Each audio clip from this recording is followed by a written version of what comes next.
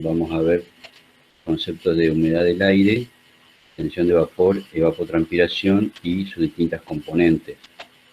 El cálculo de evapotranspiración, luego la evapotranspiración potencial, real, evapotranspiración de referencia, coeficientes de cultivo y luego algo sobre la estimación de la evapotranspiración a partir de datos de tanque, que como ustedes se recordarán es uno de los dispositivos que se encuentran en las estaciones agrometeorológicas para justamente medir la evaporación de una superficie libre de agua por parte de la atmósfera.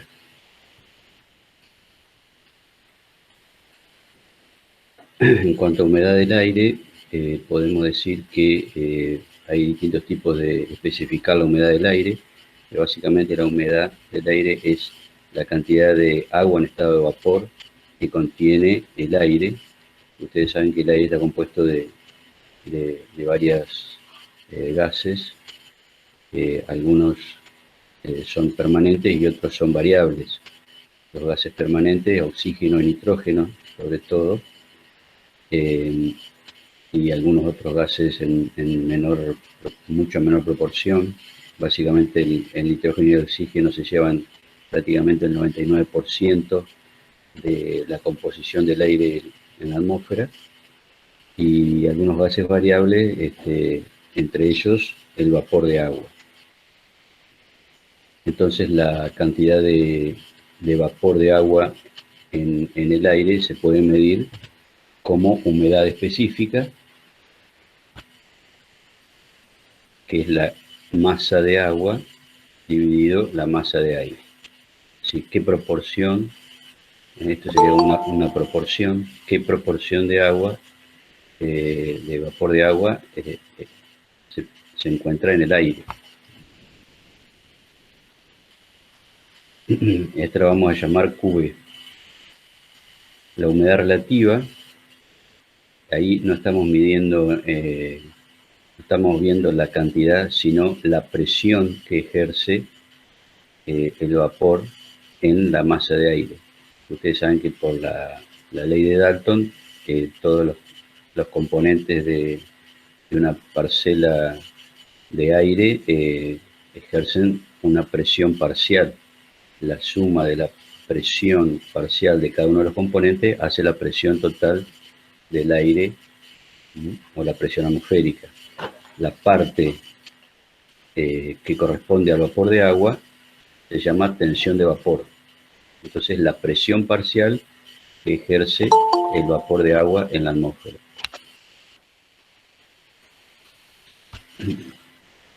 Esto relacionado a la tensión de saturación.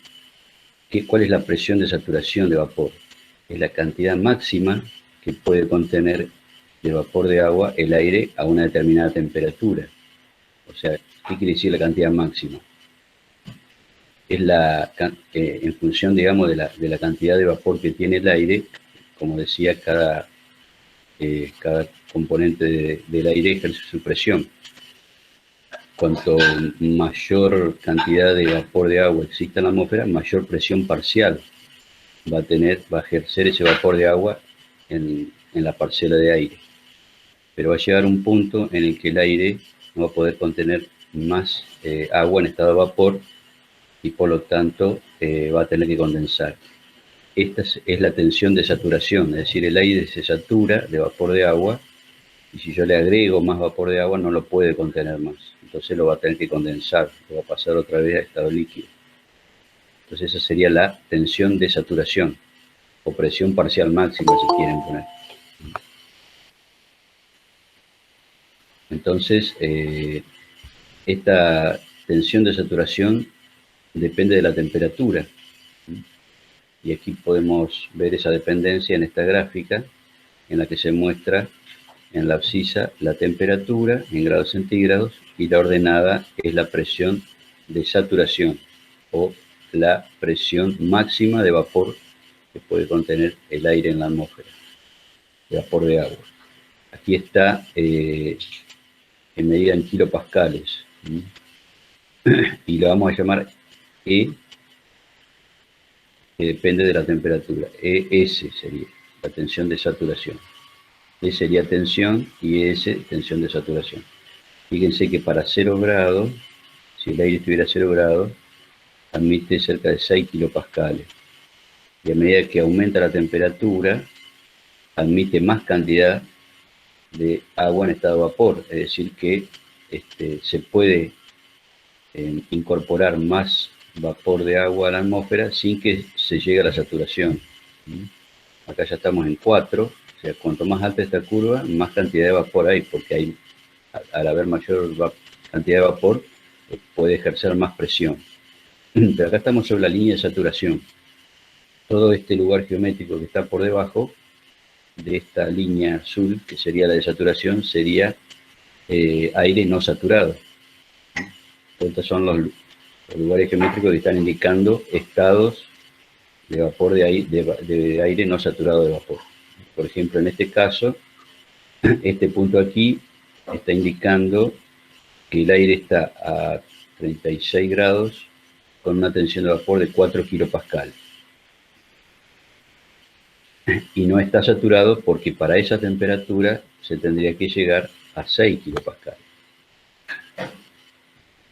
O sea, si yo agrego vapor, siguiendo esta línea roja, es decir, sin cambiar la temperatura voy vertical hasta llegar a la saturación. Estoy agregando vapor y cuando llega a 6 kilopascales, llegué a la saturación. En este caso, en este punto aquí, la tensión de vapor es igual a la de saturación. En este punto aquí es menor, porque la tensión de vapor aquí es menor. Fíjense que estamos a 4 y la tensión de saturación es 6. Entonces esto sería 4 dividido 6. Por lo tanto, el máximo valor que puede llegar a presentar esta relación es 1, cuando son los dos iguales. Hay algunos casos, sobre todo en las nubes, en que el aire está sobresaturado, o sea que esto puede subir un poquito más. Esto es cuando se llega al 100% de saturación y si se sigue agregando vapor, como yo les decía, el aire al no poder contener más vapor debería condensar. Pero ¿dónde va a condensar? Necesita superficies sólidas para condensar. Entonces, si estamos en la superficie del suelo, va a condensar sobre los objetos que están en el terreno. Pero en las nubes va a condensar sobre las partículas sólidas que están dispersas en la atmósfera. Y ahí se van a formar las gotitas de agua que conforman las nubes, como vimos en la clase pasada. Pero puede ser que no haya suficiente cantidad de partículas sólidas, entonces puede ser que en algunos momentos el aire esté sobresaturado. Pero en general, digamos, se llega en superficie, la superficie del suelo, es decir, cerca del suelo, se llega al 100% y ahí condensa, digamos, y uno le sigue agregando vapor. Es decir, no podría pasar esta línea azul. Este DS que está indicando acá es el déficit de saturación. El déficit de saturación sería la diferencia entre la tensión de saturación y la tensión de vapor antes de la saturación. Dicho de otra manera, si yo tengo una parcela de aire con una tensión de saturación, con una tensión actual de 4 kilopascales, el déficit de saturación va a ser 2 kilopascales. Quiere decir que con 2 kilopascales más voy a llegar a la saturación. 6 menos 4, 2. Ahí está. Si yo miro en la ordenada, ES sería la tensión de saturación. Y esta sería la tensión de vapor actual, entonces la vamos a llamar E sub A. E sub A sería la tensión de vapor actual. Y el déficit de saturación, me tengo que ir verticalmente hasta la línea del 100% o de 1. Y ahí leo la tensión de saturación aquí en la ordenada. Entonces ya tenemos, digamos, dos medidas de humedad hasta ahora. La humedad específica, que es una relación de masas, y el déficit de saturación, que sería la diferencia entre la tensión de saturación a una determinada temperatura respecto de la tensión de vapor actual, la diferencia. Y también tendríamos una tercera que sería la humedad relativa, que sería la relación o el cociente entre la tensión de vapor actual y la de saturación. Es decir, aquí estamos hablando de cociente, sería 4 dividido 6. 4 dividido 6, si quieren expresarlo en porcentaje, se multiplica por 100, entonces sería en porcentaje. Bien, esta sería la misma curva que presentamos hoy, nada más que para tener mayor detalle se ha hecho en escala logarítmica la ordenada. Aquí tenemos la presión de saturación, pero en milibares ahora. Acuérdense que un milibar es igual a 1 hectopascal, o sea, respecto de la curva anterior que veíamos, la multiplicamos por 10, porque el otro era kilopascal y esto es hectopascal. Entonces, aquí tenemos la presión de vapor de saturación, que es esta línea que está aquí. Y acá se ha hecho logarítmica porque queremos tener mayor detalle en esta parte inferior de la curva, en donde por debajo de los 0 grados se ha marcado la relación de saturación respecto al hielo. Ustedes saben que por debajo de 0 grados ya hay posibilidades de que haya el pasaje a estado sólido del agua, es decir, la congelación. Entonces, o solidificación también. Entonces, fíjense que aquí la curva de saturación respecto al hielo va por debajo de la del agua. Esto quiere decir, como vimos la clase pasada, que una parcela de aire en estas condiciones, con temperaturas por debajo de 0 grados, está más saturado respecto al hielo que al agua. ¿Por qué digo que está más saturado? Porque está más cerca de la curva. Es decir, tanto se va para arriba, agregando vapor, como enfriando, se llega primero a la curva de saturación respecto al hielo. Y esa es la razón por la cual en una parcela de aire que tiene temperaturas por debajo de 0 grados y está dentro de la nube, es decir, que hay gotitas de agua, cristales de hielo, vapor de agua, partículas sólidas, se puede desencadenar la precipitación. Acuérdense del proceso de los cristales que vimos la vez pasada. Es decir, el aire está más propenso, o le es más fácil pasar de vapor a sólido, es decir, sublimar sobre un cristal de hielo, porque está más saturado, está más cerca la curva de tensión de saturación con el hielo. Por lo tanto, el vapor de agua prefiere sublimar y eso hace que los cristales de hielo crezcan y luego, si esto sigue, se desencadena la precipitación. Aquí tenemos la expresión analítica de la curva de tensión de saturación. Otra vez volvemos a la escala normal. Esta es la expresión. Fíjense que tenemos a una temperatura de 20 grados, tenemos una tensión de saturación de 23 aproximadamente hectopascales. Fíjense que si la temperatura aquí la vamos a poner en grados centígrados en esta ecuación. Fíjense que si T es igual a 0, quedaría E a la 0,1, esto da 1, por lo tanto tenemos 6 hectopascales, que estaríamos aquí, ¿ven? Este es de 5, 10, acá estamos en 6 hectopascales. 6,108 cuando la temperatura es de 0 grados. A medida que aumenta la temperatura, ya la tensión de vapor aumenta. Así que podemos representar analíticamente esta expresión de la tensión de saturación en función de la temperatura con esta fórmula, donde aquí la temperatura va en grados centígrados y la tensión de saturación va a estar expresada en hectopascal. Por ejemplo, para 30 grados aproximadamente tenemos una tensión de saturación de cerca de 40 hectopascales. Es decir que esto, este cálculo que se hace aquí colocando 30 grados en la t, en la variable t, y el cálculo que da como resultado aquí 40 es lo mismo que si yo utilizara la gráfica y verticalmente llegara hasta la curva y leyera aquí en la ordenada el resultado. Para 20 grados, decíamos, teníamos 23,6 aproximadamente hectopascales. Esta sería la tensión de vapor presente si la masa de aire estuviera representada en este punto. O sea, si tuviéramos 23,6 hectopascales de presión de vapor a una temperatura de 30 grados, este sería el punto representativo de las condiciones de la masa de aire.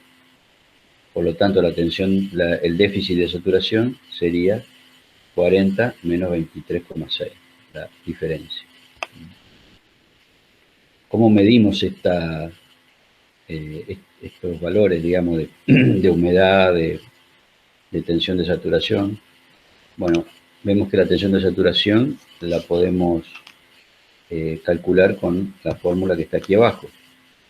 Pero ¿cómo podemos determinar la temperatura de un estado cualquiera del aire que no está saturado? Es decir, la presión de vapor o la humedad o el déficit de saturación. ¿Cómo lo podemos obtener? Bueno, habría que medir cuál es el estado de presión parcial de vapor o cuál es la cantidad de vapor que contiene el aire en ese momento. Aquí estamos diciendo que tiene una presión de 23,6, pero ¿cómo medimos eso? Bueno, hay distintos instrumentos para medir, ¿no? Uno de ellos es el psicrómetro. El psicrómetro, que también habíamos visto en la clase anterior, consiste en un par de termómetros. Un termómetro de bulbo seco, que está dibujado aquí en rojo, para medir la temperatura del aire, y otro termómetro de bulbo húmedo, en donde la diferencia con este es solamente que el bulbo, o la parte sensible del termómetro, está continuamente húmedo a través de una muselina, una tela que por capilaridad está conectado con un recipiente que continuamente, digamos, le está brindando humedad al bulbo. De manera tal que aquí se genera una evaporación continua de esta humedad que tiene el bulbo hacia la atmósfera.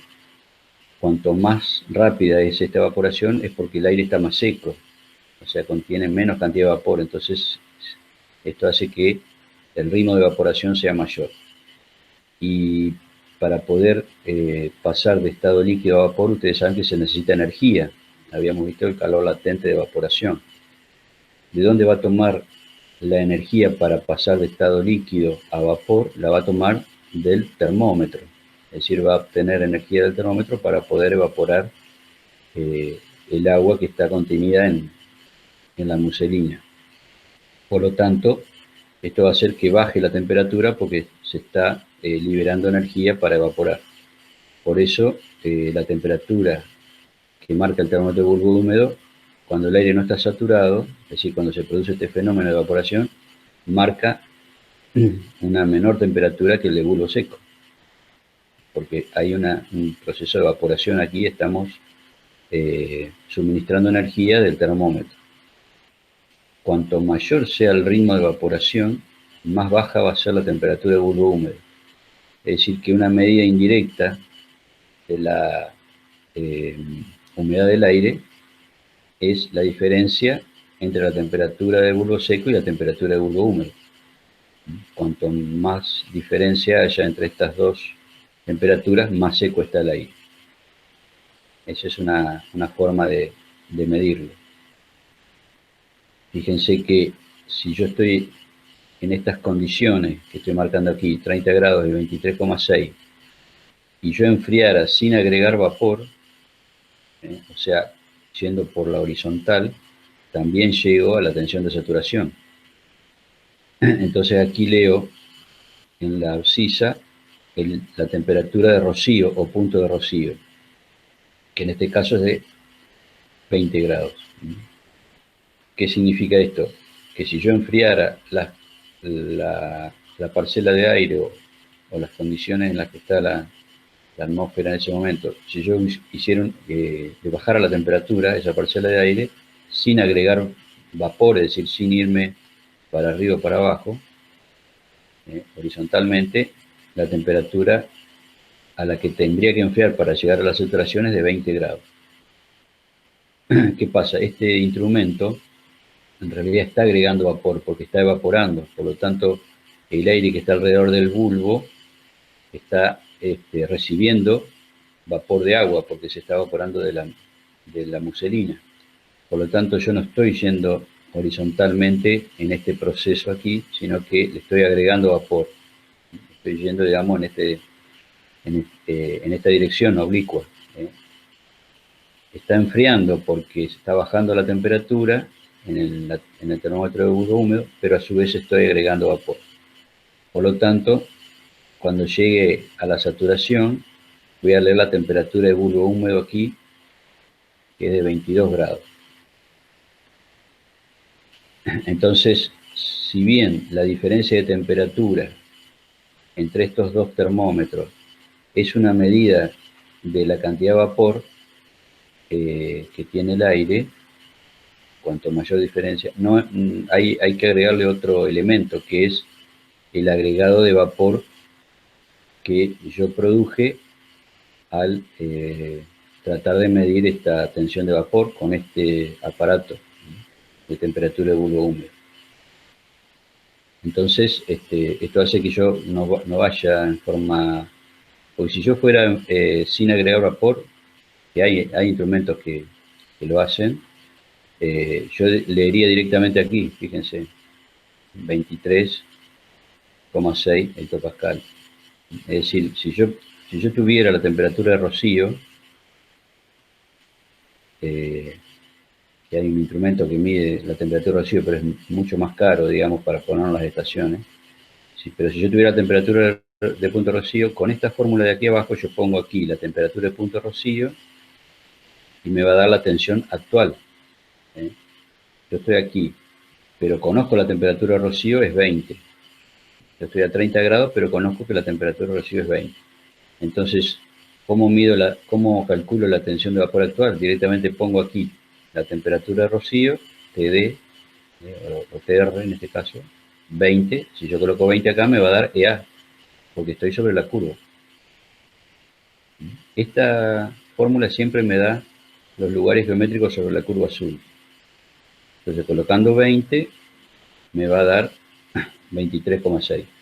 Pero con este aparatito, que es el ciclómetro, no estoy yendo en forma horizontal, sino que estoy en forma inclinada. Entonces tengo que corregir este agregado de vapor, este efecto del agregado de vapor lo tengo que corregir para poder conocer la tensión de vapor actual. No es exactamente, porque si yo pudiera colocar a TH en esta fórmula, la temperatura de bulbo húmedo, no me daría 23, me daría un poquito más, ¿ven? Me daría casi 30.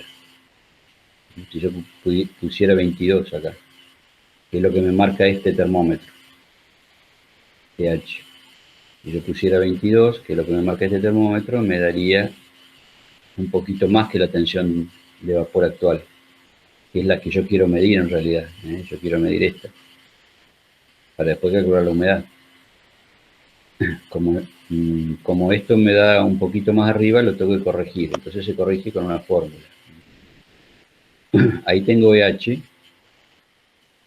es decir, tomando la temperatura de bulbo húmedo y usando esta fórmula, acá pongo TH, me va a dar EH, que sería la tensión de vapor a temperatura de bulbo húmedo. Insisto, es mayor que la tensión de vapor actual que yo quiero calcular. Yo quiero calcular esta. Pero el termómetro de bulbo húmedo y la fórmula me permiten obtener esta. Entonces, yo tengo que restarle esta diferencia para poder obtener EA. Eso se hace con esta ecuación. Yo tengo EH con la temperatura de bulbo húmedo y tengo la presión del aire, la presión total o la presión atmosférica, usando esta fórmula obtengo EA, que sería la tensión de vapor actual, que es la que yo quiero medir. Aquí tengo EH y le resto este término que está aquí, donde A es la constante psicométrica, que es una constante que depende del aparato, del tipo de ventilación sobre todo, porque ahí en ese par de bulbos puede ser que yo haga correr forzadamente el aire para poder medir justamente las condiciones de humedad de ese aire. Lo puedo ventilar con el aire que yo quiero medir o lo puedo dejar sin ventilar. Entonces eso va a cambiar la constante del aparato. P es la presión del aire, la presión total o la presión atmosférica, y esta es la diferencia entre la temperatura de bulbo seco y la temperatura de bulbo húmedo.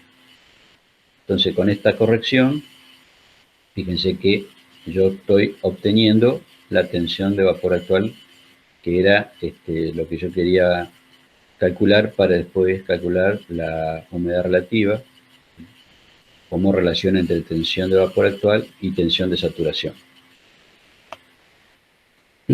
Otra fórmula para obtener la tensión de vapor es la de Magnus, la fórmula de Magnus, que está expresada como logaritmo con base 10 de tensión de saturación. Es decir, el logaritmo en base 10 de tensión de saturación tiene esta expresión, 23,5518 menos 2937.4 dividido T. Aquí T hay que ponerla en grados Kelvin. Menos 4,922,283 por el logaritmo en base 10 de T también en grados Kelvin. Esta es otra presión parecida a la anterior que habíamos visto, y para calcular la tensión de saturación hay que hacer el antilogaritmo en base 10, es decir, 10 elevado a esto, ¿no? Si yo quiero pasar el logaritmo en base 10 al otro miembro, va a quedar como 10 elevado, es decir, la base, 10 elevado a toda esta expresión. Esta es otra fórmula que también se puede utilizar y da resultados parecidos, prácticamente iguales a los de la fórmula anterior.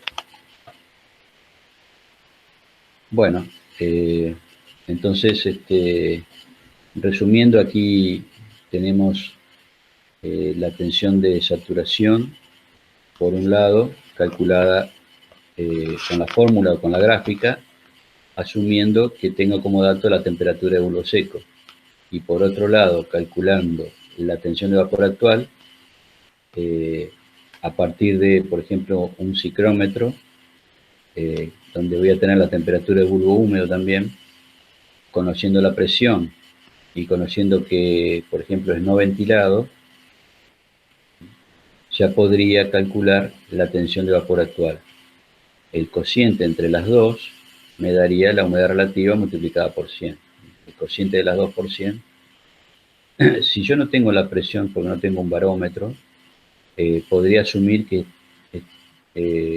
la atmósfera tiene condiciones estándar, entonces podría calcular la presión considerando que la atmósfera es atmósfera estándar con esta fórmula, donde solamente va a depender de la elevación sobre el nivel del mar, que lo vamos a llamar Z, y en este caso aquí voy a cometer otro error, ¿no? Porque no siempre la atmósfera tiene condiciones estándar. Acuérdense que vimos en la clase anterior que había situaciones en las que la presión era menor que la normal y otras situaciones en las que era mayor que la normal. Zonas de baja presión, zonas de alta presión. Pero bueno, si no tengo posibilidad de conocer la presión actual, la presión atmosférica actual, una aproximación, digamos, sería usar esta fórmula. Y entonces ahí obtendría P. Aquí está la constante psicométrica. El valor de la constante psicométrica para ventilación forzada tiene este valor, y para ventilación natural este valor. Son 8 o 10 milésimos. Ventilación natural quiere decir que no estoy forzando el aire a circular a través de los bulbos de los termómetros del ciclómetro. Y ventilación forzada sí, lo estoy haciendo circular de manera forzada, ya sea con un pequeño ventilador o hay un ciclómetro que se llama ciclómetro Assmann, que están los dos termómetros montados en una especie de cápsula y tiene una cadenita y uno lo revolea, digamos, es decir, lo hace eh, girar, y entonces el aire es forzado a pasar por los bulbos y bueno, después de un tiempo de hacerlo, de agitarlo a eso, se ven las temperaturas de bulbo seco y bulbo húmedo. Así que bueno, un ejercicio para que ustedes hagan con calculadora a mano es, eh, si yo tengo una temperatura del aire de 20 grados y he podido medir la temperatura de bulbo húmedo con un ciclómetro de ventilación natural y me da 15 grados, considerando un ciclómetro de ventilación forzada, y donde no tengo la medida de la presión total, pero vamos a considerar atmósfera estándar, la puedo estimar aquí, sabiendo de que estoy a 1150 metros sobre el nivel del mar. Fíjense, usando esta fórmula, aquí ya tienen el resultado, la presión es de 881 hectopascal. Si colocando acá 1150 y calculando con esta fórmula, atmósfera estándar, a 1150 metros ya la presión es de 881 hectopascales. Bueno, con estos valores, la pregunta es, o lo que tendrían que calcular ustedes es la tensión de saturación, la tensión de bulbo húmedo, la tensión de vapor actual, y después me tendrían que decir el déficit de saturación y la humedad relativa en por ciento. Para eso acuérdense que necesitan alguna de las dos fórmulas, la fórmula de Magnus o la primera fórmula. Así que bueno, les doy un tiempito para que lo calculen. Si quieren yo les puedo colocar las fórmulas aquí para que las vean. Esa es una. Y la otra es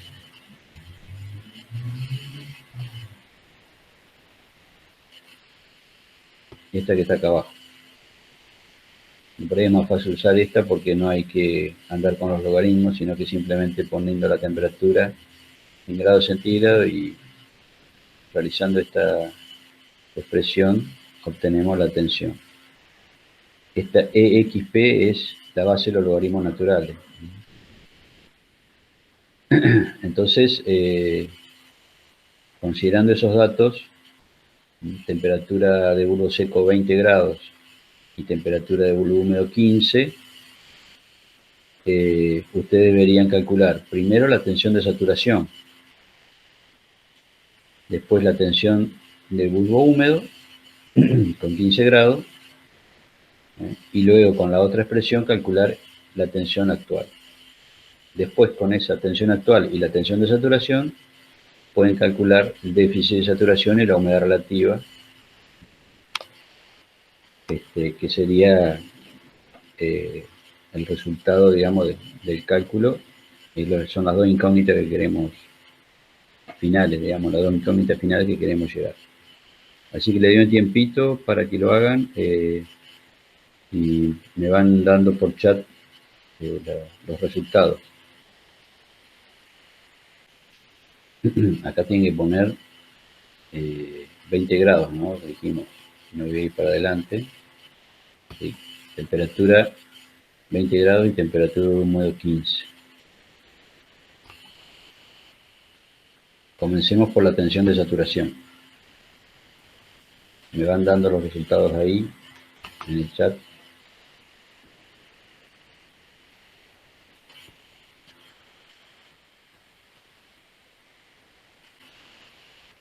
Ahí está la fórmula. 23-28, bien. Esa es la tensión de saturación. Fíjense, si yo miro en la gráfica,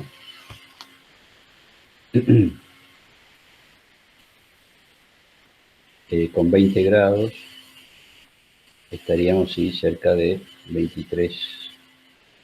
¿Ven? La fórmula es más exacta, pero acá yo puedo mirar si los resultados que me están dando son correctos. 23, 28, son 20 grados, saturación. Bien, vamos ahora a la tensión de bulbo húmedo. La tensión de bulbo húmedo usando 15 grados ahora en esta expresión, que es la tensión de la temperatura de bulbo húmedo. 17, ¿sí? Estamos en 15, 17 está por acá, perdón, 15. Con 15 estaríamos en 17.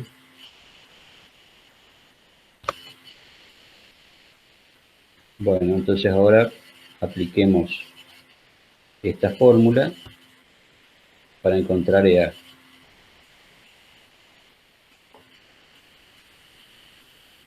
Donde P, acuérdense que es, me voy para acá, 881. A vamos a usar este número, 0,666662, perdón, 0,000662. Acá también la tenemos.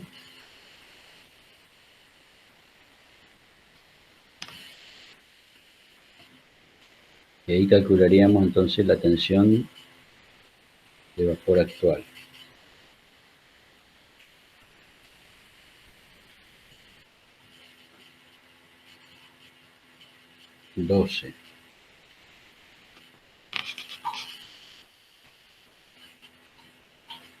Bueno, si quieren podemos ver en la gráfica.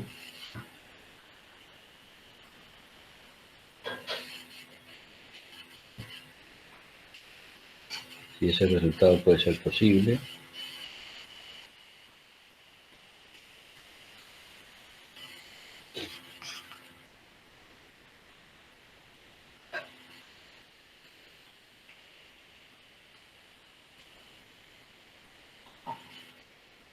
Si dijimos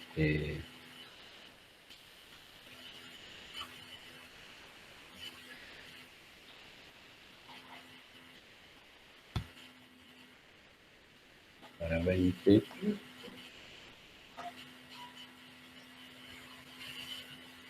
entonces estaríamos por aquí. O sea que tendríamos, aquí tendría que estar. Sí, puede ser. Bien. Y bueno, y una vez que tenemos 12, que sería la tensión de vapor actual, y 23,38, que sería la de saturación, pueden calcular el déficit de saturación como la diferencia y la humedad relativa como el cociente, que sería EA, valor 12, dividido 23,38, que es el de saturación.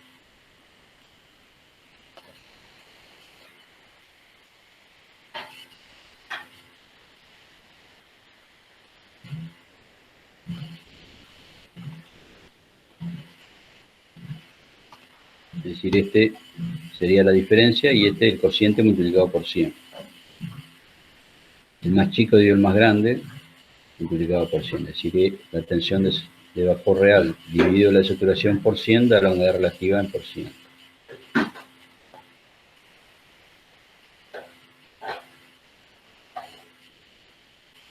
Perfecto. ¿Hay alguna duda con esto? ¿Lo pudieron hacer? Ahí me dio bien. Gustavo le dio bien. Así que bueno, un poco la idea era que vayan practicando con la calculadora estas cuentas, porque son, digamos, importantes conocerlas para poder después aplicarlas en forma correcta, ¿no?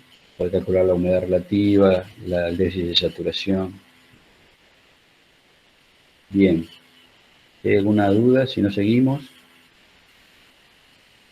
Ya tenemos, digamos, las tres medidas de la humedad del aire. o tres variables, podríamos decir. La humedad específica, que es una relación de masas, que esa no la hemos calculado, porque en general los instrumentos lo que hacen es medir en forma indirecta la relación de masa, considerando su presión parcial. Por eso se habla de tensión de vapor, tensión de saturación, y después déficit de saturación como la diferencia de presiones entre la presión parcial y la de saturación, y la humedad relativa como el cociente de esas dos magnitudes. Bueno, vamos a ver otro concepto que tiene que ver ahora con la transpiración de las plantas. La transpiración es un proceso importante que lo que permite es llevar los nutrientes, el agua en el suelo, es el vehículo portador de nutrientes hacia la parte superior de la planta. Pero para que el agua pueda ser absorbida por las raíces necesitamos que haya una diferencia de presiones entre la presión en la parte aérea y la presión en el suelo. Esto se llama presión osmótica. Con esta diferencia de presiones, si la presión aquí es menor que la presión la presión de agua que se presenta en las raíces, entonces acuérdense que tanto el aire como el agua va a ir de mayores presiones a menores presiones. Entonces se ejerce una diferencia de presiones y esto hace que el agua circule por el xilema, que sería el sistema de circulación que tienen las plantas, sistema vascular, llevando los nutrientes hacia la parte aérea de la planta. Pero para que se genere esta depresión en las hojas, una de las estructuras se llama estructuras estomáticas o estomas. En estos estomas hay una comunicación, digamos, con la atmósfera, desde el interior de la planta hacia el exterior, hacia la atmósfera, y esa comunicación hace que se ejerza esta presión, o esta depresión, podríamos decir, que permite la circulación del agua desde las raíces hasta la parte aérea. Entonces el agua va circulando y termina alojando los nutrientes en la planta y luego se va a transpirar a través de estos estomas, de estas estructuras estomáticas. Por lo tanto, hay una circulación continua de agua que va desde la parte profunda o radicular hacia la parte aérea. El agua va circulando en este sentido, de abajo hacia arriba, llevando los nutrientes y transpirando a través de los estomas de las hojas. Por eso, digamos, siempre es bueno que el suelo esté húmedo. Es una de las variables importantes para el vigor vegetal de la planta, que el suelo esté húmedo, porque justamente utiliza el agua del suelo para poder llevar los nutrientes a la parte aérea. Y esa agua luego es transpirada a través de los estomas. Entonces, una manera de medir esta transpiración es de una forma indirecta con lo que se conoce como evapotranspiración. Si la evapotranspiración es la evaporación del suelo, es decir, si en una superficie de suelo no hay vegetal, va a haber una evaporación. Es decir, aquí pasa lo mismo, la presión que ejerce la atmósfera es menor, podemos decir porque o el aire está más seco o hay remoción de aire por el viento, que hace de que haya evaporación del agua directamente, del agua del suelo hacia la atmósfera. Entonces se llama proceso de evaporación. Y el proceso de transpiración, que es el que vimos recién, cuando el agua circula a través de las raíces por el xiloma y es transpirada en los estomas de las hojas. El proceso conjunto de evaporación del suelo más transpiración de la planta se lo conoce como evapotranspiración. La evapotranspiración, entonces, la cantidad de agua en forma de vapor que es transpirada por las plantas y evaporada por el suelo hacia la atmósfera. Esta cantidad de vapor de agua va a depender, o sea, la evapotranspiración va a depender, por un lado, de las condiciones de humedad del suelo, porque si el suelo está seco, no va a haber agua para evaporar ni para transpirar. Pero también va a depender de la cobertura vegetal, es decir, cuanto mayor cantidad de plantas, consecuentemente va a haber mayor cantidad de estomas por donde se va a transpirar. Entonces, al haber mayor cantidad de hojas, podríamos decir, donde están ubicados los estomas, están ubicados en la hoja, a mayor cantidad de área foliar o de hoja, mayor va a ser la transpiración.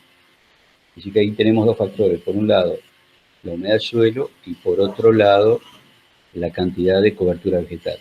Pero también depende de las variables, de cómo está la atmósfera, de las variables meteorológicas. ¿Por qué? Porque si el suelo está muy seco, habíamos visto de que se demanda más agua, entonces se ejerce mayor presión. Por otro lado, si hay viento y hay remoción de aire, el aire que se va a cargar de humedad en este proceso de evapotranspiración es el aire que está adyacente al suelo. Por lo tanto, este aire va a contener, si no hay viento, va a contener mayor humedad que el aire que está en la parte superior. Si contiene más humedad, baja la evapotranspiración porque se está llegando a la saturación. Ahora, si yo por la acción del viento remuevo este aire, lo saco, este aire que está casi saturado, y lo renuevo con aire más seco, va a aumentar la evapotranspiración, porque estoy renovando el aire y le estoy colocando aire más seco. Por otro lado, otro factor que influye es la radiación solar. A mayor radiación solar, mayor va a ser la evapotranspiración, porque hay más energía para este proceso. La temperatura también influye. A mayor temperatura, mayor evapotranspiración. ¿Por qué? Porque vimos hace un ratito que la temperatura influye en la tensión de vapor. Si el aire está más caliente, puede emitir mayor cantidad de vapor de agua y por lo tanto aumenta el ritmo de evapotranspiración cuando la temperatura del aire aumenta. Entonces, por un lado, estamos viendo que la evapotranspiración depende de la humedad del suelo, de la cantidad de área foliar o de hojas, pero también depende de las condiciones atmosféricas, depende de la humedad del aire, depende del viento, depende de la radiación solar y depende de la temperatura. Entonces, ahí tenemos como podemos separar o clasificar en dos factores importantes. Por un lado, las condiciones atmosféricas y por otro lado, las condiciones de la cobertura del suelo y de la humedad del suelo. Si quisiéramos determinar cuál es la evapotranspiración, podríamos separar estos dos factores. Uno que depende de las variables meteorológicas o variables climáticas, y entonces para que solo dependa de estas variables, tendríamos que tener condiciones de cobertura iguales y humedad de suelo iguales. O sea, que esto no cambie, que no cambie ni la cantidad de hojas, y que no cambie la humedad del suelo. Entonces los cambios de la evapotranspiración solo van a estar afectados por los cambios de las variables meteorológicas. Este es uno de los métodos que se utiliza para calcular la evapotranspiración. Se calcula primero la demanda de agua de la atmósfera sin tener en cuenta el suelo y la cobertura de hojas o el área foliar. Entonces, esto hace que solamente las variaciones de la evapotranspiración sean debidas a los cambios en las condiciones atmosféricas, de las variables meteorológicas.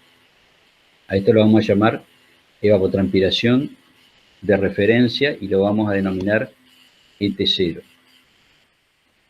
Entonces la ET0 sería la evapotranspiración que se calcula cuando solamente hay variaciones en las condiciones atmosféricas y las condiciones de suelo y de cobertura vegetal son las mismas, no cambian. Los factores de cultivo hacen que, es decir, depende de la altura de cultivo, del área foliar sobre todo, y de la cobertura, hace que esta evapotranspiración de referencia que calculamos sea afectada, puede ser aumentada o disminuida por los efectos del cultivo. Y a su vez, otra variable que le vamos a agregar luego es las condiciones de humedad de suelo. Es decir, que es como que vamos a hacer un cálculo en cascada. Primero consideramos solamente los factores atmosféricos. Después le vamos a agregar los factores de cultivo. Y por último le vamos a agregar los factores que tienen que ver con los cambios en la humedad del suelo. Esta es una manera de estimar la evapotranspiración considerando todas estas variables. Entonces primero nos vamos a centrar en la evapotranspiración de referencia, es decir, la que depende solamente de las condiciones meteorológicas. Entonces esto se llama evapotranspiración de referencia y para poder calcular la evapotranspiración de referencia, el suelo, la humedad del suelo y la cobertura vegetal debería ser constante, no debería cambiar. Entonces vamos a elegir una cobertura vegetal constante y una humedad del suelo que tampoco cambie. ¿Qué vamos a elegir? Bueno, vamos a elegir una cobertura vegetal compuesta por una gramínea corta y compacta de 12 centímetros de altura y con un albedo de 0,23. Acuérdense que el albedo es la cantidad de energía reflejada respecto de la que incide el sol en ondas cortas. Y la humedad del suelo la vamos a considerar la máxima que puede contener el suelo en capacidad de cambio. Entonces, la evapotranspiración referencia va a ser la evapotranspiración posible en un intervalo de tiempo cuando el suelo se encuentra en su contenido máximo de humedad u óptimo, capacidad de campo, lo vamos a llamar a esto, es decir, está saturado el suelo de humedad, no encharcado, pero con todos los poros de aire llenos de agua. Y la cobertura vegetal va a ser una gramínea, una gramínea baja y corta, de 12 centímetros, que tiene un albedo de 23%. Entonces, con estas condiciones constantes de cobertura vegetal y de humedad de suelo, los cambios que se producen en la atmósfera van a ser tenidos en cuenta para calcular la evapotranspiración de referencia. O en otras palabras, la evapotranspiración de referencia solamente va a depender de las condiciones atmosféricas, porque la cobertura vegetal y el suelo siempre están en las mismas condiciones y no cambian. Bien, entonces este sería un primer paso, digamos, para calcular la evapotranspiración. Calcular primero la de referencia. Luego la evapotranspiración real, que la vamos a llamar ETR, va a estar afectada por la cobertura vegetal, que ya no va a ser una gramínea, sino que fíjense, pueden tener distintas condiciones, puede ser un cultivo ya cosechado, puede ser una gramínea, puede ser un bosque. Esto va a cambiar la cantidad de área foliar y por lo tanto ahí estamos afectando a la evapotranspiración de referencia por las condiciones de cultivo. Y por otro lado, la humedad del aire, la humedad del suelo también va a afectar a la evapotranspiración real.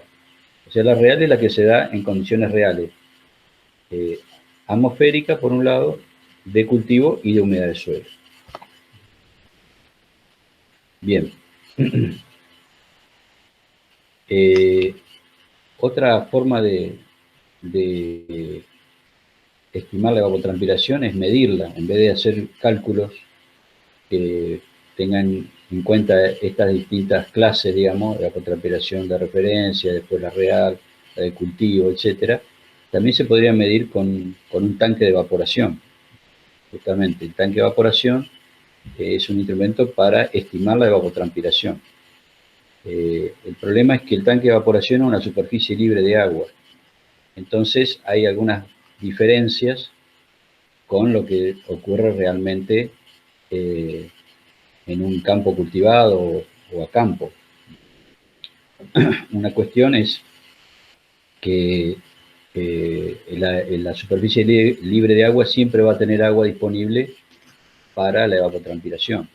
En cambio, en un campo cultivado, las hojas, los estomas en las hojas se cierran a la noche.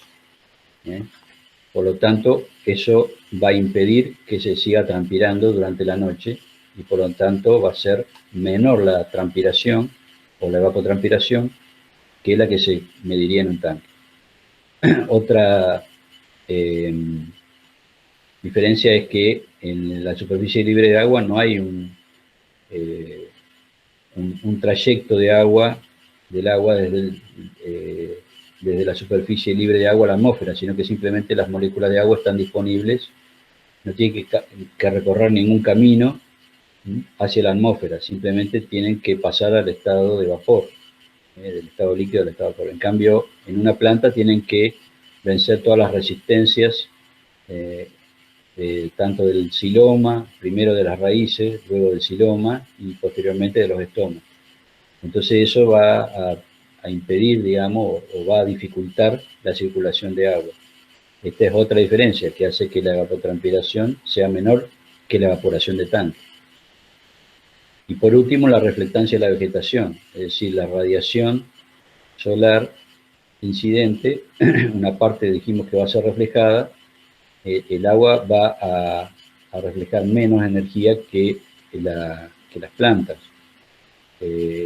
Y otra cuestión es que el agua puede almacenar la energía durante el día y la puede tener disponible en la noche para evaporar. En cambio las plantas no. En un campo cultivado la radiación, una parte va a ser reflejada y esa no va a estar disponible. Entonces esto hace que la evapotranspiración sea cerca de un 75% de la que se produce en un tanque de evaporación en una superficie libre de agua. Por lo tanto, las mediciones que se realizan de evaporación de tanque hay que afectarlas por un factor para disminuirla y llevarla a la evapotranspiración. Siempre va a ser menor por estas causas que están aquí. Esto hace que, digamos, es una medición también indirecta, la medición de tanque de evaporación para medir la evapotranspiración. Bueno, si nosotros graficamos o vemos la marcha de la evapotranspiración de referencia, en este caso, es decir, aquí ya no estamos considerando variaciones de cobertura vegetal ni variaciones de humedad de suelo, simplemente estamos viendo las variaciones de las condiciones atmosféricas, evapotranspiración de referencia. Si la graficamos y graficamos a su vez la radiación solar, vemos que están íntimamente relacionadas, es decir, cuando hay mucha radiación solar, el cielo está despejado, que sería la curva aquí en naranja, la evapotranspiración de referencia sigue un poquito con un pequeño desfasaje, pero sigue prácticamente la curva de radiación. Un día despejado, un día nublado y otro día nublado. Incluso aquí vemos que hay todavía evapotranspiración, por más que ya en este caso la radiación es cero. No en este caso aquí, que ya no hubo tanta energía para evapotranspiración debido a que el día anterior estuvo nublado. Entonces hubo menos radiación. Es decir, por un lado aquí la evapotranspiración a la noche, si el día recibió, digamos, si la atmósfera cerca del suelo recibió mucha energía, o las plantas recibieron mucha energía, se da todavía una evapotranspiración nocturna. Pero puede darse el caso de que esta sea muy, muy pequeña porque el día anterior no recibió la suficiente cantidad de energía. De todas maneras, este gráfico nos está indicando que la radiación es un elemento bastante importante para la evapotranspiración. Es decir, está muy, muy relacionada la radiación solar con la evapotranspiración. Es decir, es uno de los factores que influye en mayor medida en el cálculo de la evapotranspiración.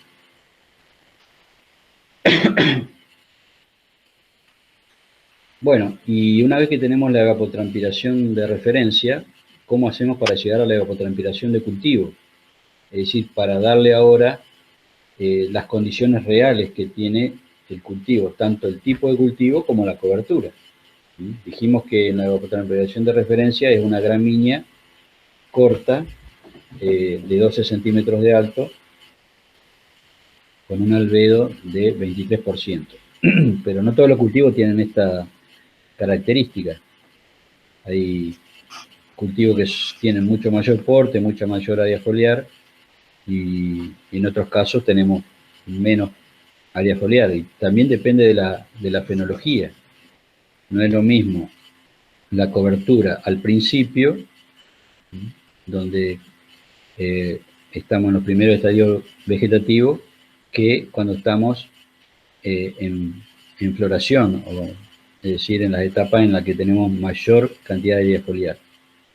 Entonces, lo que vamos a hacer es a la evapotranspiración de referencia, multiplicarla por un coeficiente de cultivo que tiene en cuenta estos dos aspectos. Por un lado, el tipo de cultivo, y por otro lado, el estadio fenológico, que estaríamos indicándolo aquí con esta línea cortada. De manera tal que para las primeras etapas del cultivo, y por supuesto para un cultivo en particular, para las primeras etapas el coeficiente de cultivo va a ser un valor bajo, porque hay poca presencia de vegetación y hay más presencia de suelo. Pero a medida que crece el cultivo y va aumentando el área foliar, este coeficiente de cultivo va a ir aumentando hasta llegar a un valor que puede ser mayor a 1, porque 1 sería, si yo coloco el valor 1, entonces estaría en las mismas condiciones que el cultivo de referencia, que la gramínea, pero puede tener un valor mayor que 1 si el área foliar es mayor que el área foliar que presenta la gramínea, por más que sea corta, compacta y densa. Por ejemplo, un maíz puede tener un coeficiente de cultivo mayor que 1. Y luego, en las últimas etapas de desarrollo del cultivo, va a ir cayendo porque ya la planta va a ocuparse más de llenado de grano o de crecimiento de fruto, y no tanto de darle turgencia a las hojas. Por lo tanto, el área foliar va a decaer, y entonces el coeficiente de cultivo va a decaer. Estos coeficientes de cultivo están tabulados para los cultivos más importantes y también según el estadio fenológico. Entonces, en este libro que les estoy mostrando aquí, que es la FAO 56, estudio FAO 56, riego y drenaje, ustedes van a encontrar los distintos coeficientes de cultivo para distintos tipos de cultivo y estadios fenológicos. Así que les recomiendo este libro, donde tenemos aquí los coeficientes de cultivo. Con esta pequeña este producto entre la evapotranspiración de referencia y el coeficiente de cultivo, entonces vamos a tener la evapotranspiración del cultivo. La evapotranspiración del cultivo va a ser la evapotranspiración que se obtiene considerando las condiciones atmosféricas y las condiciones reales de cultivo. Todavía no estamos hablando de las condiciones de humedad del suelo, es decir, que seguimos considerando que la humedad del suelo está en su máxima capacidad. Entonces, la evapotranspiración de cultivo va a ser la evapotranspiración que se considera con las condiciones atmosféricas y con la cobertura real de cultivo, pero no tiene en cuenta las variaciones de humedad del suelo. Y en este caso, en la evapotranspiración de cultivo, se calcula considerando la capacidad de campo como humedad del suelo constante para el cálculo. Pues ahí tenemos la ET0, solo depende de las condiciones meteorológicas, y el coeficiente de cultivo depende del cultivo y de su estado fenológico. Bien, entonces habíamos dicho que la evapotranspiración de referencia depende de las condiciones atmosféricas, ya que el cultivo es la gramínea corta y compacta y la humedad del suelo es la óptima, estamos en capacidad de cambio.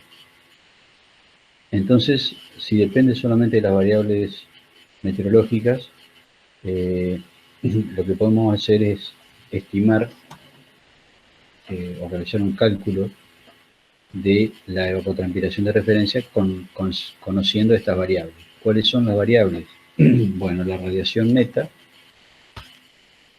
que dijimos que la evapotranspiración depende bastante de la radiación, como habíamos visto en los gráficos anteriores. La radiación neta, acuérdense que es resulta del balance de radiación entre la energía que ingresa a la fitósfera y la que egresa del mismo, considerando aquí la radiación neta en onda corta. Por otro lado, depende de este delta, que es la variación de la tensión de saturación del vapor de agua en la atmósfera con respecto a la temperatura.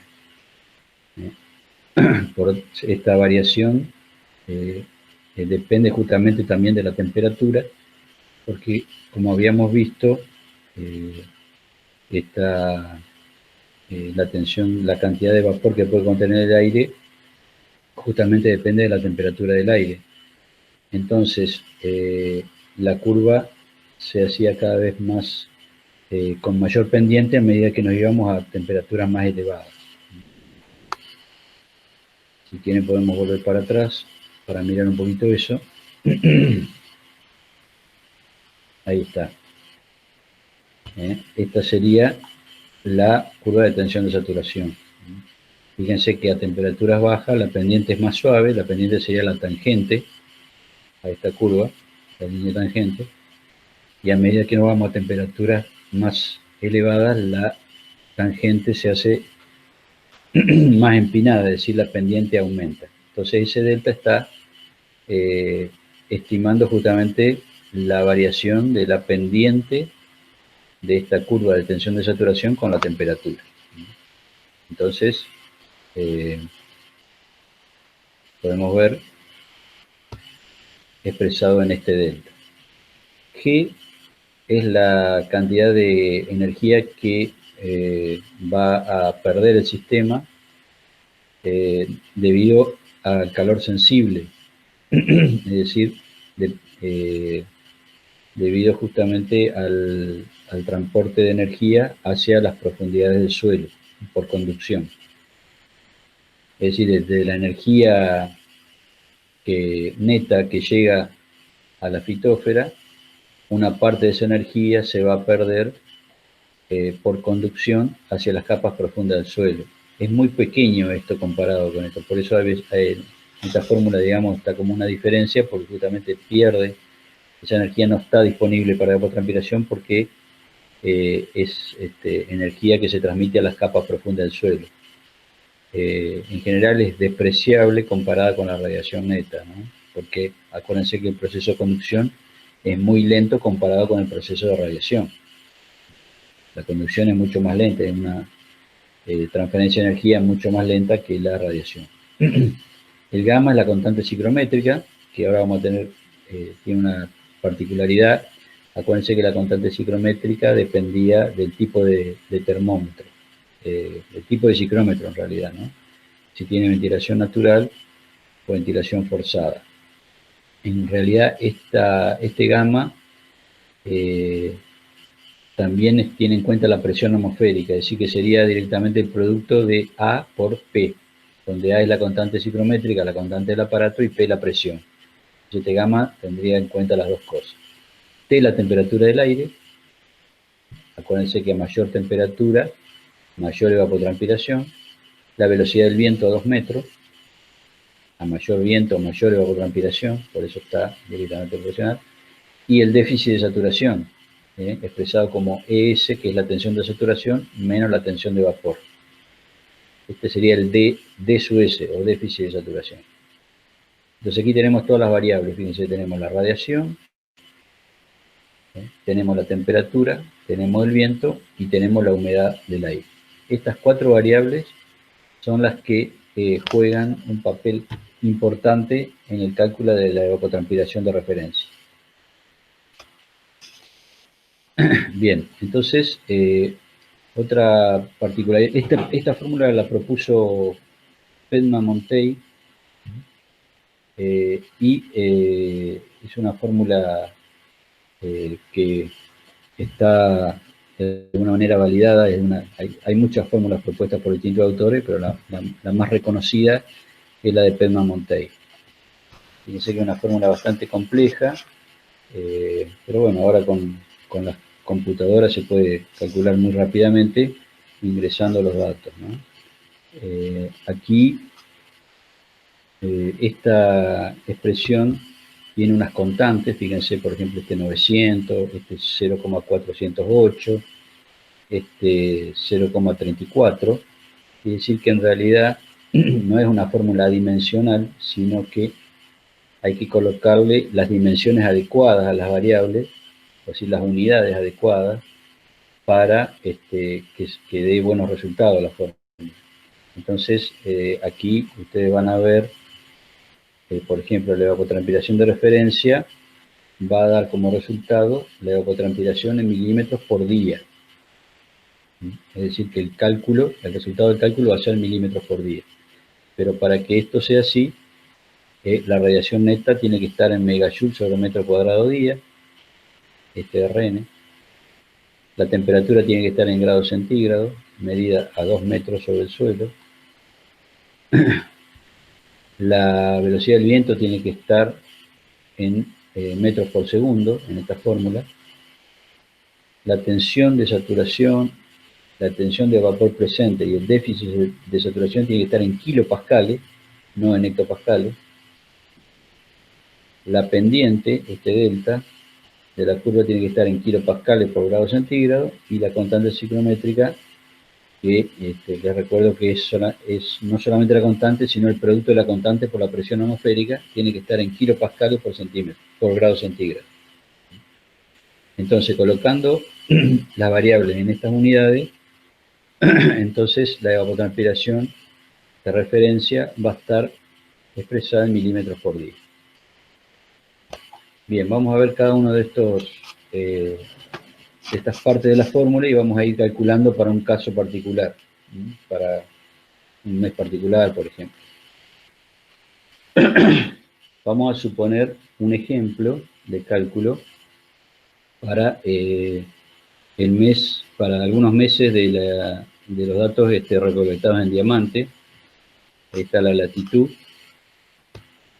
ahí está el centro de investigaciones del CONICET, y hay una estación meteorológica. Entonces podemos tomar los datos de esa estación. La elevación es de 40 metros. Y bueno, lo que vamos a calcular primero es el delta, es decir, este que está aquí, que es la pendiente de la curva de presión de vapor con la temperatura. Este delta se calcula con esta fórmula. Usted la pueden calcular con esta fórmula, donde esto ya está dado en kilopascales. Fíjense que acá este número, si reconocen esta fórmula, esta es la tensión de saturación. Pero en vez de decir 6,108, dice 0,6. Es decir, está dividido por 10. ¿Por qué? Porque esto tiene que estar en kilopascales, no en hectopascales. Entonces, estamos colocando la expresión en kilopascal. Bien, dijimos que es la pendiente. Es decir, si yo tengo acá, por ejemplo, para 30 grados, la pendiente de la curva de saturación va a ser la línea tangente a la curva en 30 grados. Va a estar ahí. Bueno, esa pendiente, ustedes saben por matemática que se calcula como la derivada de la expresión, en este caso de esta expresión, que es la curva azul, la tensión de saturación, es la derivada en el punto de la temperatura a la que yo quiero calcular la pendiente. Bueno, este es el resultado del cálculo de la derivada. Sería esto. Ustedes también saben que pueden calcular la derivada por incremento finito, es decir, si yo quiero conocer la derivada en 30 grados, yo podría calcular esta expresión en, por ejemplo, 29,5, me va a dar un valor, después la calculo en 30,5, me va a dar otro, y al hacer la diferencia tendría cuánto aumentó de 29,5 a 30,5. Es decir, alrededor del punto que yo quiero calcular, 5 décimas de grado hacia atrás y hacia adelante, utilizo esta flexión, voy a tener dos valores de tensión de vapor, uno para 29,5 y otro para 30,5, haciendo la diferencia me está diciendo justamente cómo aumentó para ese grado, cómo aumentó la curva. Y eso es también un resultado de la pendiente. La pueden usar con esta fórmula o haciendo esos dos cálculos con esta expresión. Aquí lo que hay que tener en cuenta es que la temperatura va en grados centígrados, pero esto hay que colocarlo, la constante hay que colocarlo en kilopascales, por eso está dividida por 10. Bien, entonces con eso se puede calcular el delta. La temperatura, acuérdense que tiene que estar medida a 2 metros. Entonces vamos a hacer algunos cálculos. Vamos a suponer para estos datos, que son temperaturas medias mensuales de la estación Diamante, por ejemplo, para enero, febrero, marzo, es la temperatura media del aire para cada uno de los meses. La idea es que ustedes calculen con esta fórmula el delta, que es una de las variables que entra en la fórmula. Entonces yo les dejo un tiempito para que lo hagan. Lo que tienen que hacer es aplicar esa fórmula, esta fórmula que está aquí, con la temperatura de 26,7.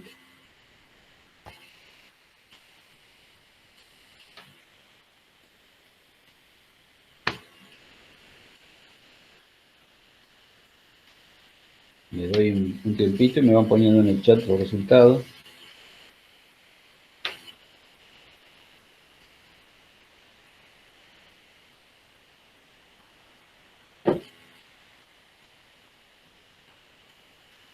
Vamos a hacerlo para enero, a ver qué es lo que da.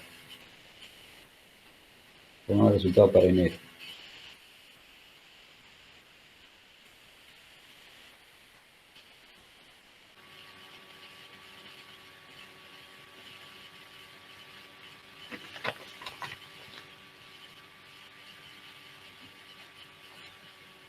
Bueno, ¿cómo van?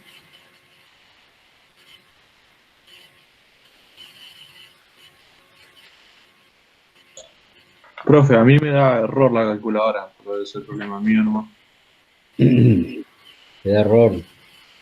Yo te aconsejo que primero hagas esto de aquí, o sea, 17,27 multiplicada por 26,7. Ahí, una vez que tenés el resultado, pones dividido, paréntesis, y pones 26,7 más 237,3, cerrás paréntesis y le da el igual. Una vez que tenés eso, no sé qué calculadora tenés, pero lo que hay que hacer es hacerle e elevado a eso, ¿no? Creo que segunda función en las calculadoras Casio. Sí, una casa. Ahí Ajá, pruebo a ver si me sale. fíjate a ver.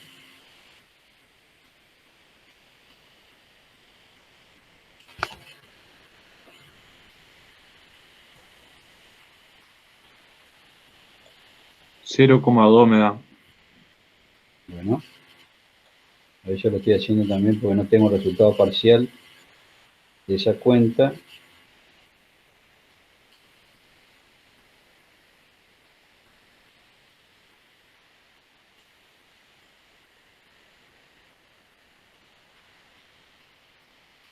No, a mí no me debe separar, lo voy a hacer de vuelta. 17,27 por 26,7 está haciendo, ¿no? Dividido 26,7 más 237,3. Cerramos paréntesis. Segunda función e elevado a eso. Me da 5,735 eso.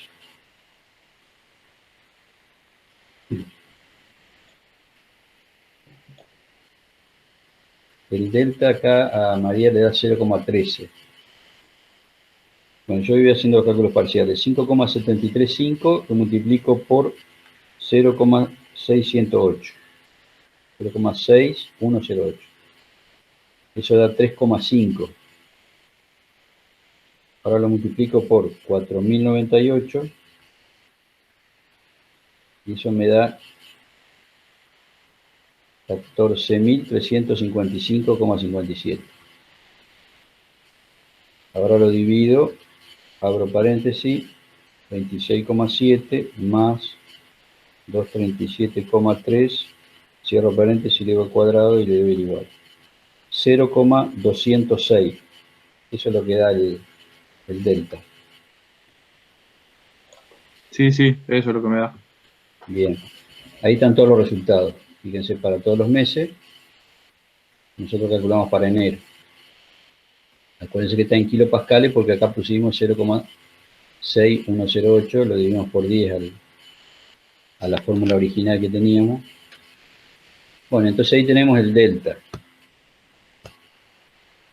Seguimos ahora con la radiación, el RN. Vamos a considerar solamente la radiación en ondas cortas que ingresa a la fitósfera. Fíjense, ¿se acuerdan de la fórmula de balance de radiación? Yo tengo como dato la radiación global, que es la que mide el solarímetro de la estación meteorológica, que es RG. Yo lo multiplico por 1 menos alfa, donde alfa, acuérdense que es el albedo de la gramínea que usamos para calcular la evapotranspiración de referencia, era 0,23, porque era una gramínea de 12 centímetros y 0,23 de albedo. Entonces, haciendo esa cuenta, para los datos de radiación global, que ahí los coloco, está en Langley por día. Por ejemplo, vamos a también calcular para enero. La energía incidente para todo el mes de enero fue de 588 Langley por día. La idea es que esto lo pasen. Primero calculan con esta fórmula la radiación neta, en realidad es la radiación entrante, ¿no es cierto?, en onda corta, y luego lo vamos a tener que pasar de Langley por día a megajoule sobre el metro cuadrado día, así vamos a hacer un cambio de unidades. Entonces, vamos a calcular para enero. Hacemos 588 por, abro paréntesis, 1 menos 0,23. Cierro paréntesis, eso me da, le da a ustedes, pónganmelo ahí en el chat.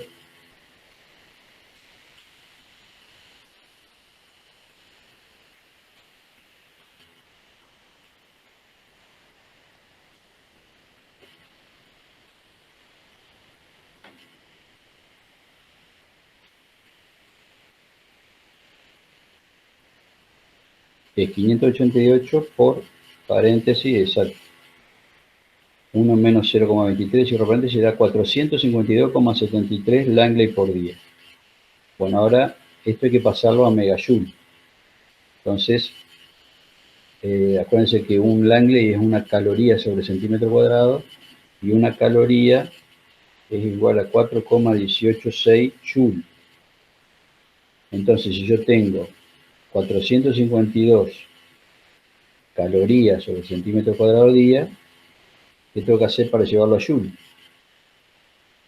Bueno, si cada caloría es 4,18, tengo que multiplicar ese número, 452,76, por 4,186, porque cada caloría representa 4,186 joules. Entonces, 452 calorías son 452 veces 4,186.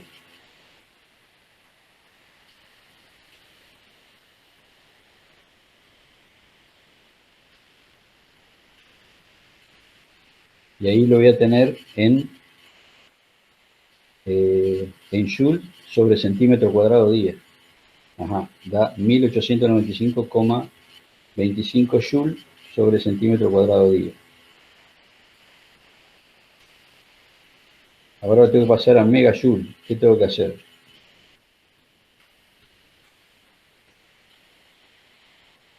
Con los joule para pasarlo a megajoule.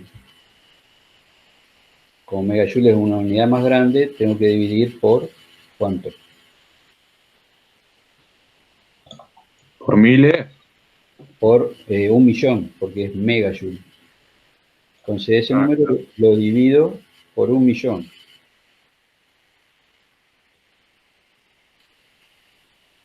Entonces eso lo tengo por cada centímetro cuadrado. Porque el centímetro cuadrado no lo modifiqué. Y ahora lo tengo que llevar a metro cuadrado. ¿Qué tengo que hacer para pasar de centímetro cuadrado a metro cuadrado?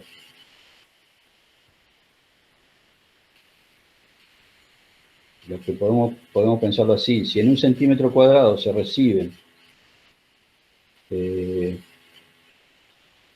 lo que de acá es 1,895 por 10 a la menos 3 megajoule, en un metro cuadrado se recibirá más o menos energía.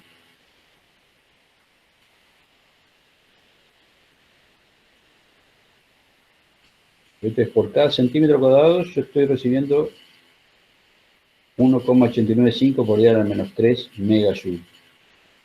En un metro cuadrado voy a recibir más o menos energía.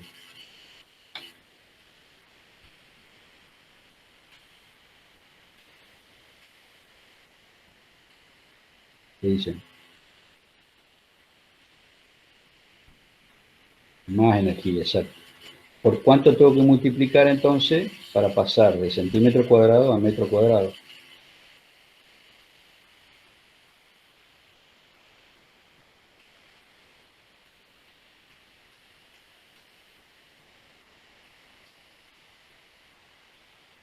¿Por qué número hay que multiplicar entonces? Centímetro, decímetro, metro. Son 2 lugares, pero como 6 al cuadrado son 4 lugares. Entonces multiplicamos por 10.000. O sea, ese número que me dio la calculadora, lo multiplico por 10.000 y me da ¿cuánto? Pónganmelo ahí en el chat.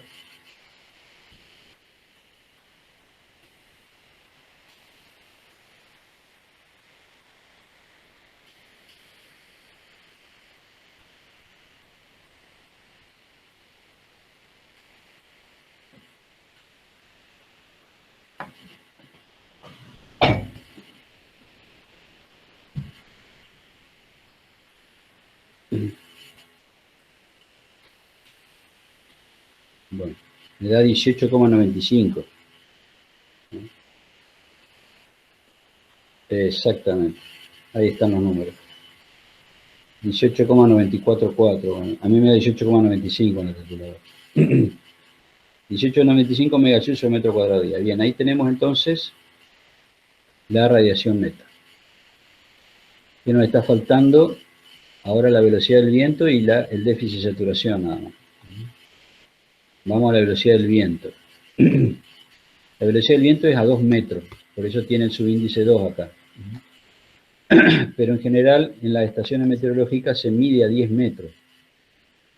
Entonces, hay algunas estaciones que miden a 2. Por ejemplo, la estación meteorológica de Diamante tiene un sensor a 2 metros, se podrían utilizar esos datos. O la estación del INTA tiene un anemómetro totalizador en donde se tiene la lectura del viento medio por día a 2 metros.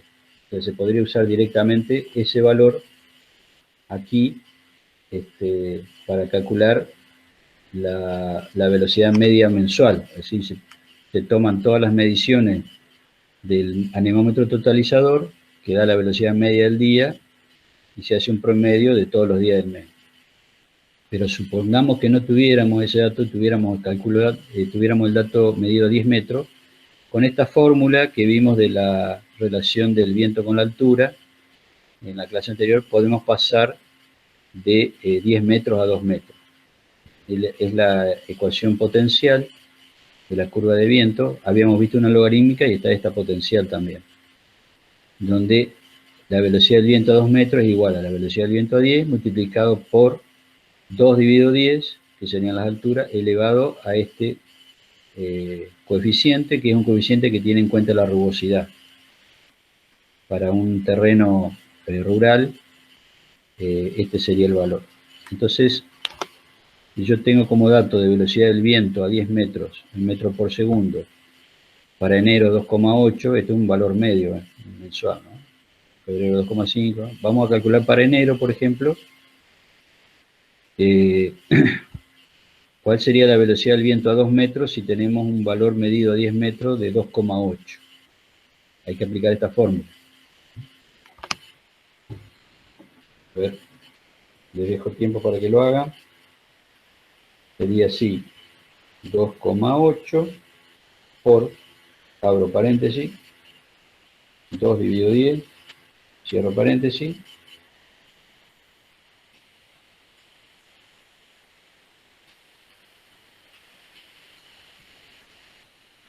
elevado, abro paréntesis de vuelta porque es un cociente la potencia, 1 dividido 4.6, cierro de vuelta paréntesis y calculo. ¿Qué les dio?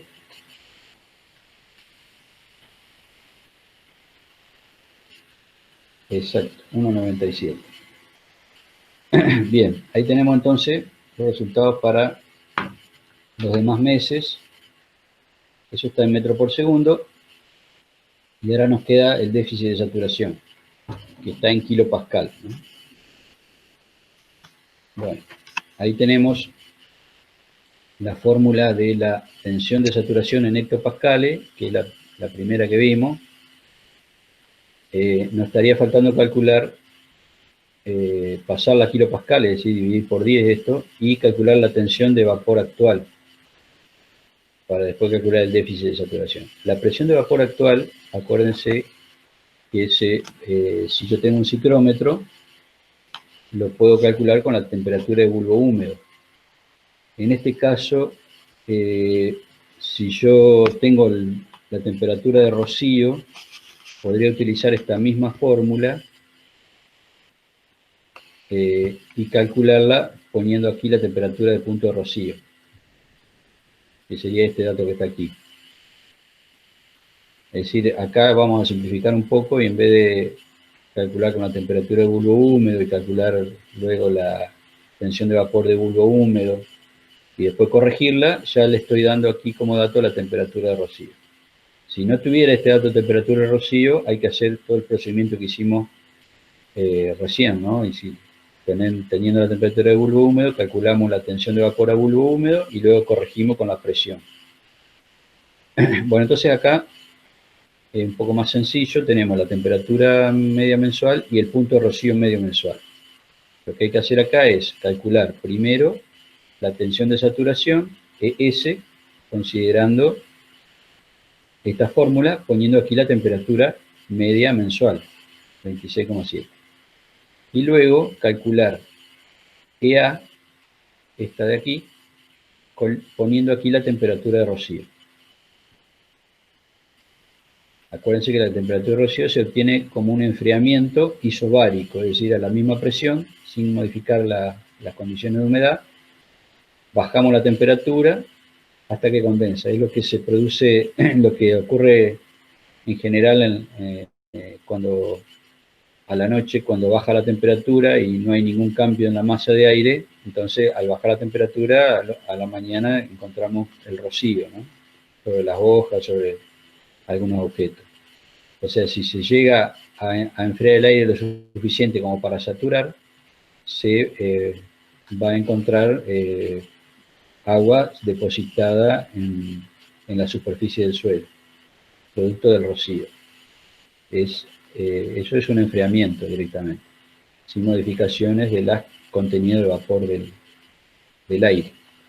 Entonces vamos a hacer eso, vamos a colocar la expresión de la tensión de saturación para la temperatura, la anotamos por ahí y luego hacemos lo mismo y hacemos la diferencia y lo pasamos a kilopascal. Bueno, hagamos el cálculo entonces.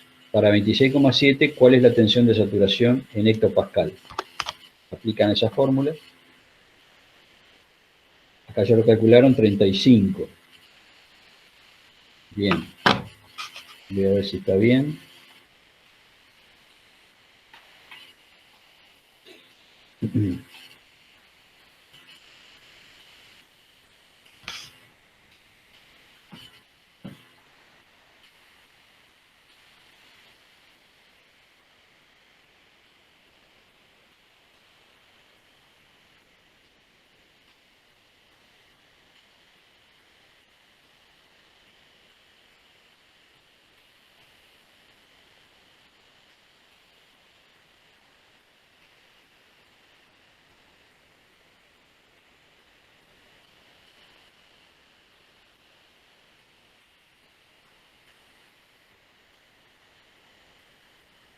$35, sí.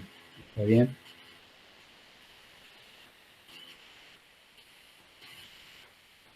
Y la EA 16,83. Bien, entonces ES 35,03 hectopascales y EA 16,83 hectopascales. Bueno, ahora hacemos la diferencia.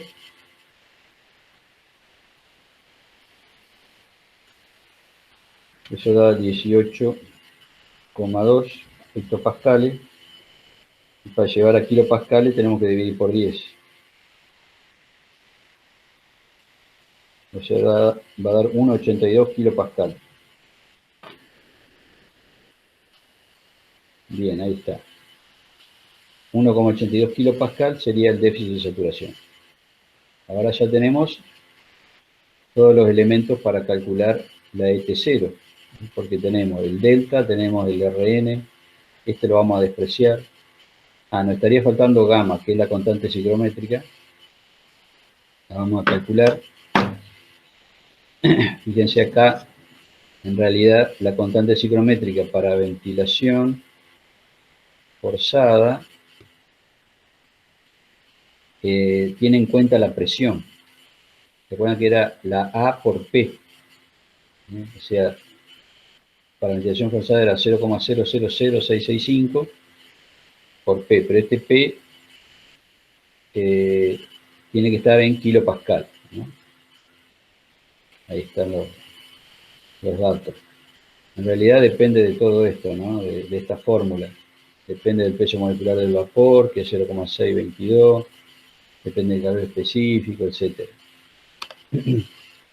Bien. Conociendo la presión medida en la estación y calculando el promedio para todos los días de enero, y así sucesivamente, febrero, marzo, ahí tienen los valores de la presión media mensual para el año 2008 en diamante. 1008,3 hectopascal. Entonces lo que hay que hacer acá es directamente hacer esta cuentita que está acá. 0,665 dividido 1000 por 1008,3. Y a eso después pasarlo de hectopascal a kilopascal. O mejor, vamos a poner la presión en kilopascal y hacemos la cuenta, es lo mismo, ¿no? Entonces hacemos esa cuentita. 0,000665, ahí ya considero el día de la menos 3, multiplicado por 100,83 kilopascal. Eso da, póngamelo en el chat ahí,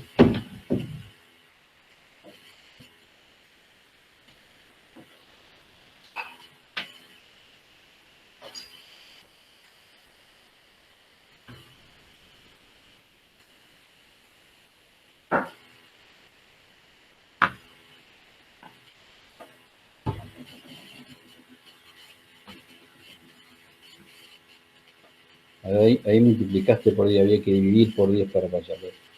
0,067, o sea, el resultado es 0,67 Hay que dividirlo por 10 porque estoy pasando a una unidad mayor, ¿no? De esto a kilo aumenta la unidad, entonces hay que bajar el número. Hay que hacerlo más chico el número. Hay que dividir. Bueno, ahí está el resultado, 0,067, y están los resultados para los otros meses. Bueno, ahora sí tenemos todo. Podemos calcular entonces la evapotranspiración de referencia.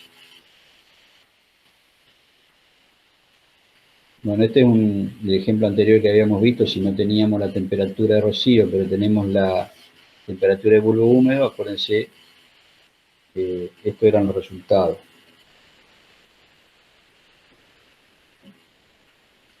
Y lo que quería hacer hincapié con esta transparencia es que simplemente el A en realidad es la constante psicométrica y el gamma es A por P. El A por P es el gamma. Bueno, finalmente entonces ahora vamos a calcular la evapotranspiración con todos estos datos. Ahí tenemos una tabla resumen con todos los resultados para enero que los fuimos calculando y están para todos los otros meses. El delta 0,206, la temperatura era un dato, 26,7, esta es la radiación neta, 18,944, la velocidad del viento, el déficit de saturación y el gamma. Entonces ahora hay que calcular todo esto con estos datos. Así que les doy un tiempito para que lo hagan. Esto hay que tener un poquito de paciencia porque por supuesto que después lo van a hacer con una planilla Excel, pero también, pero en una planilla Excel hay que saber introducir las fórmulas.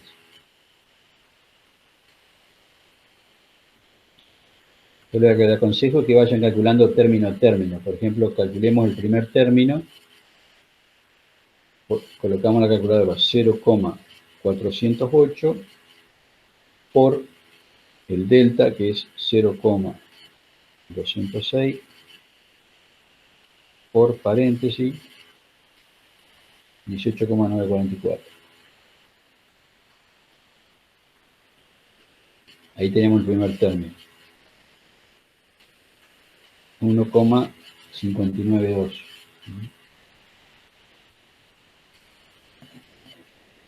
El segundo término, ahí borramos todo la calculadora y hacemos el segundo término. El segundo término es gamma, que es 0,067 por 900 dividido, como que hay una suma, va paréntesis, 26,7 más 273. Cierro paréntesis por el viento, 1,973 por, abro paréntesis. Bueno, ahí ya tengo el déficit de saturación, lo puedo calcular directamente, 1,82. Y ahí ya tendría el segundo término.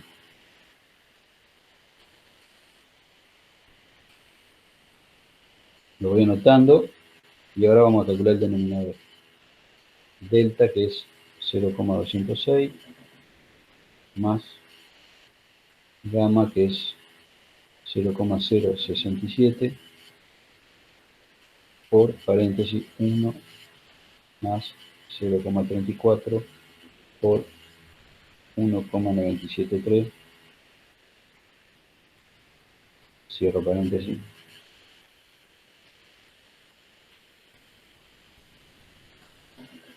Bueno, ahí tengo tres resultados parciales, digamos. Entonces ahora hago la cuenta. El primero me da 1,592. Después eso le sumo el segundo 0,7225. Hago el igual y el resultado lo divido por el tercero. 0,3179. Eso me da 7,28.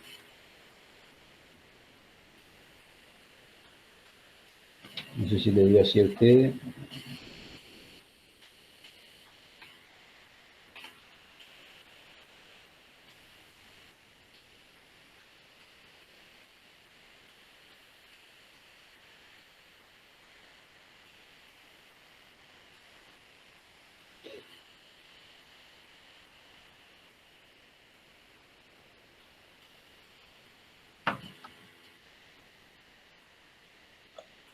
Profe, en U2, ¿cuánto era que le había dado? ¿18,17?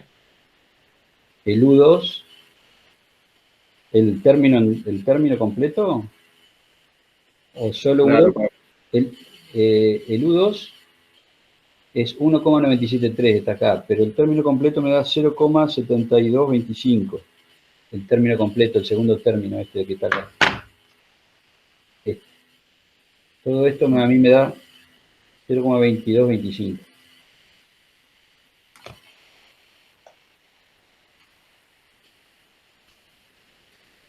Le doy los resultados parciales si quieren. El primero me da 1,592, que es este de acá. El primero. El segundo me da 0,7225 y el denominador me da 0,3179. Y haciendo la cuenta, 7,28, que es lo que da acá para milímetros por día es esto, ¿no? Si yo quiero el total mensual, tengo que multiplicar por 31 días esto. Porque este sería el promedio de la evapotranspiración de un día del mes de enero. O sea, la evapotranspiración de un día promedio de enero. Si quiero el total, porque acuérdense que tanto la precipitación se mide en totales, totales mensuales, totales anuales, totales diarios. Entonces, si quisiera el total para el mes de enero, hay que multiplicar esto por el número de días, porque esto es por cada día. Bueno, para terminar, pueden usar una fórmula Excel o está esta aplicación que está online, que está disponible de la FAO, que lo han ofrecido como una ayuda al cálculo de la evapotranspiración de referencia, usando esta fórmula de Pellman-Monteil. Si quieren podemos entrar en la página.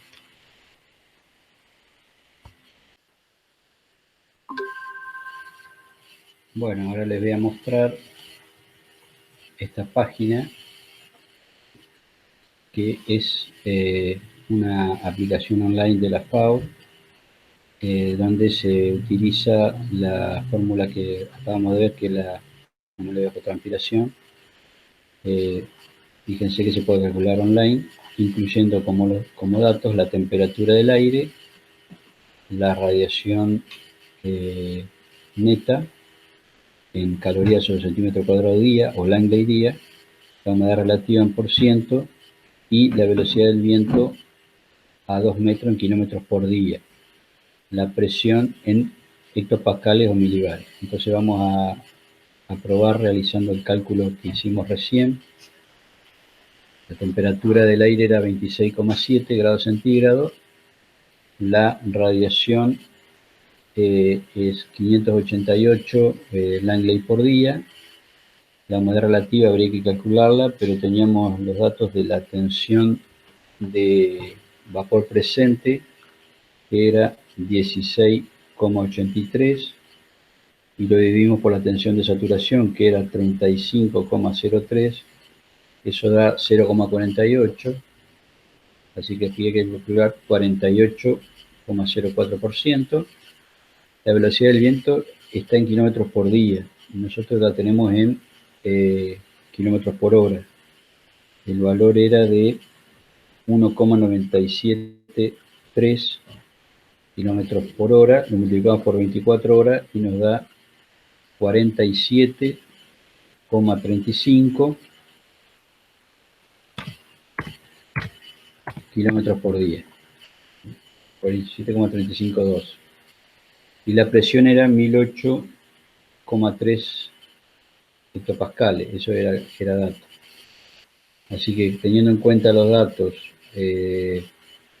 para el mes de enero, hacemos calculate y nos da algunas otros resultados. Por ejemplo, la resistencia interna de la planta o la resistencia estomática la calcula con otra fórmula, por supuesto, 0,694 segundos centímetro, la resistencia externa, y este sería el cálculo que nosotros hicimos con la fórmula de Penman. A nosotros nos daba 7,28 milímetros por día, acá está dando 8,04 milímetros por día. 0,804 centímetros por día serían 8,04 milímetros por día, así que está dando un poquito más alta que la que nosotros calculamos. Y esta sería el valor mensual, es decir, multiplicando por 31 días. Hay una pequeña diferencia entonces entre lo que calculamos nosotros con la fórmula de Penman y esta fórmula de unos 0,7 milímetros por día. Porque nosotros nos da 7,28 y acá con esta fórmula da 8,04 milímetros por día. Y eso puede ser porque, bueno, las fórmulas que se utilizan aquí son algo diferentes. Aquí la podemos ver. Pero tenemos un error menor a 1 milímetro por día. Así que, bueno, esta sería una aplicación online para calcular la evapotranspiración por Penman. Lo que hay que saber es que las fórmulas son algo diferentes, pero el error está dentro de los errores aceptables, menos de 1 milímetro por día. Muy bien, con esto terminamos entonces y nos vemos la clase que viene.